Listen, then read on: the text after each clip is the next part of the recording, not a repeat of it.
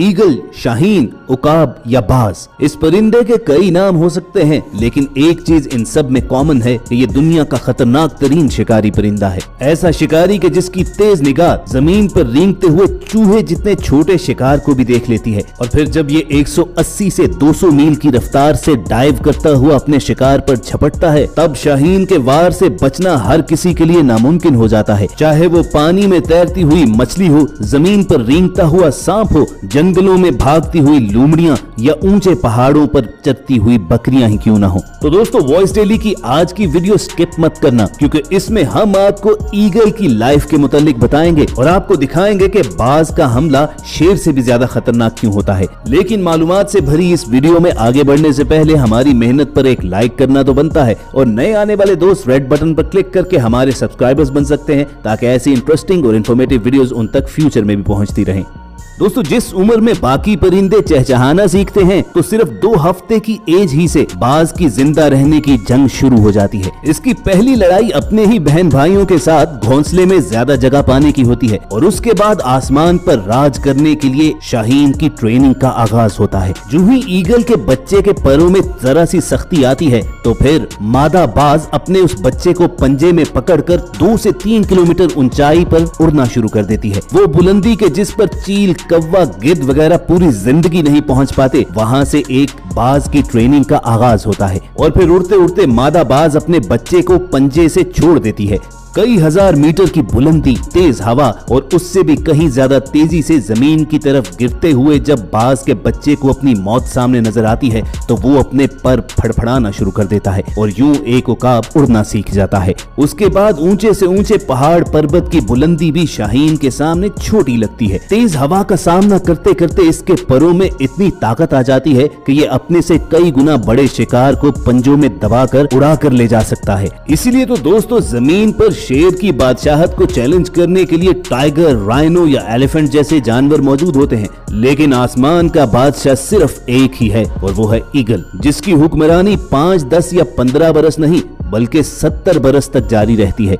बाज की कई किस्मों की उम्र 70 बरस तक हो सकती है, लेकिन इस उम्र तक पहुंचने के दौरान भी इन्हें कई खतरनाक चैलेंजेस को फेस करना होता है। जब ईगल 30 या 35 बरस की उम्र को पहुंचता है, तो उसकी जिंदगी में एक ऐसा मोड़ आता है जो उसे मौत के सामने ला खड़ा करता है। अगर कभी आपने करीब से बाज को देखा हो, तो जरूर नोट किया होगा कि उसकी चोंच आगे से बड़ी खतरनाक अंदाज में मुड़ी होती है। यही वो तेज धार चोंच है कि जो इसके शिकार के चीथड़े उड़ा देती है। मगर 30 या 35 बरस का होने पर कुदरत बाज को एक खतरनाक चैलेंज देती है। उसकी चोंच इस कदर नीचे की जानिब मुड़ जाती है कि वो मुंह खोलकर खाना खाने के भी काबिल नहीं रहता। इसके साथ साथ इस उम्र में पहुंचने पर बाज के पैरों का वेट भी बढ़ जाता है, जो न सिर्फ इसकी स्पीड कम करते हैं, बल्कि इसे बहुत ज्यादा ऊंचा उड़ने भी नहीं देते। और जब ईगल की हमला करने की स्पीड कम हो जाती है, तो फिर कम ही शिकार इसके हाथ लगता है, और फिर कई कई दिन तक इसे भूखा रहना पड़ता है। अब किसी छोटे मोटे परिंदे को इस तरह के चैलेंज का सामना हो, तो वो तो शायद वहीं पर मर जाए, लेकिन एक बादशाह हार नहीं मान सकता। उकाब पहाड़ों, चट्टानों और पत्थरों पर जोर जोर से अपनी चोंच मारने लगता है। इस दौरान उसका मुंह लहूलुहान हो जाता है, उसे बेइंतहा दर्द होता है,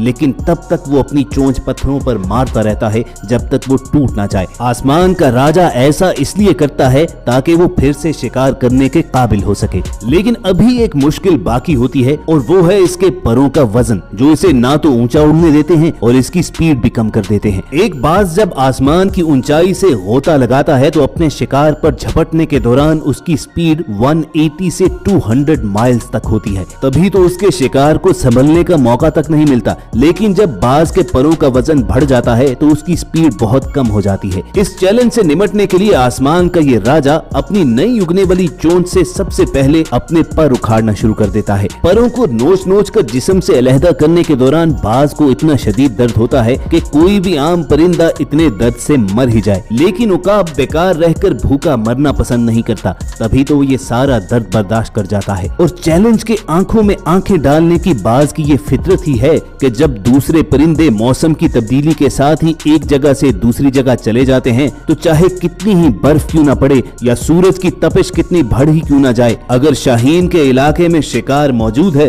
तो वो कभी अपनी जगह नहीं छोड़ता। नर और मादा बाज मिलकर 6 फुट तक लंबा घोंसला बनाते हैं। मादा बाज एक वक्त में 2 से 3 अंडे देती है और 4 हफ्तों में उन अंडों से बच्चे निकल आते हैं। वो कहते हैं ना, पूत के पांव पालने ही में नजर आ जाते हैं। तो बाज के बच्चे भी होश पकड़ते साथ ही आपस में चोंच लड़ाना शुरू हो जाते हैं और फिर सिर्फ 1.5 माह की उम्र तक पहुंचते पहुंचते वो उड़ना सीख लेते हैं। ईगल 2 से 3 किलोमीटर की बुलंदी पर उड़ना पसंद करता है। लेकिन दोस्तों, ये इसकी सबसे मुनफरिद खूबी नहीं है। इसकी सबसे अनोखी बात है इसकी आईसाइट, यानी नजर की तेजी। इंसान हो, जानवर हो या परिंदे, जब वो करीब की चीजों को देखते हैं तो उन्हें दूर की चीजें धुंधली दिखाई देती हैं, और जब वो दूर की चीजों पर फोकस करने की कोशिश करें तो उन्हें करीब की चीजें धुंधली लगती हैं। लेकिन कुदरत ने शाहीन को ऐसी आंख दी है कि ये एक ही वक्त में 2 चीजों और दोनों जगहों पर फोकस कर सकता है। इसकी नजर इतनी तेज होती है कि ये कई हजार फुट की बुलंदी पर उड़ते हुए भी घास पर रेंगते हुए अपने शिकार को साफ साफ देख लेता है।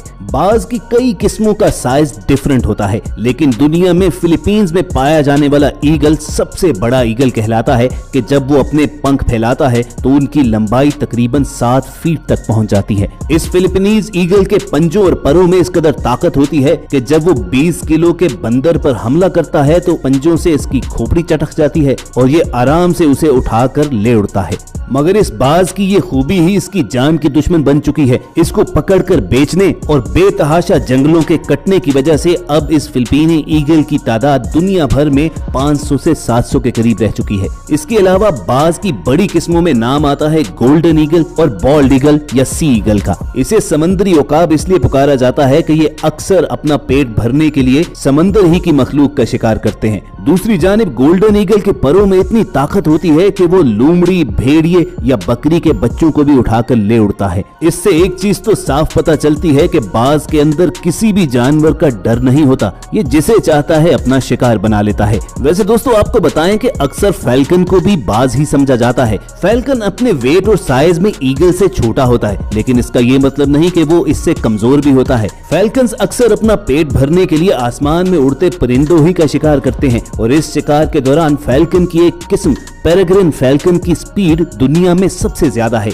आसमान को चीरते हुए जब एक फैल्कन अपने शिकार पर झपटता है तो इसकी स्पीड 300 से 400 किलोमीटर फी घंटा की रफ्तार तक पहुंच जाती है, जो जमीन पर भागने वाले सबसे तेज जानवर चीते से 4 गुना ज्यादा है। अब आप खुद ही अंदाजा लगाइए कि जब एक शिकारी 400 किलोमीटर की रफ्तार से किसी पर झपटे तो उस शिकार का बच पाना तो नामुमकिन ही होगा। मगर दोस्तों, हम इंसानों के हाथों तो ये शिकारी भी नहीं बच पाते। तभी तो इंसान की हवस और लालच ने जमीन पर शेरों और दीगर जानवरों की तरह आसमान पर ईगल की मौजूदगी को भी खतरे में डाल दिया है।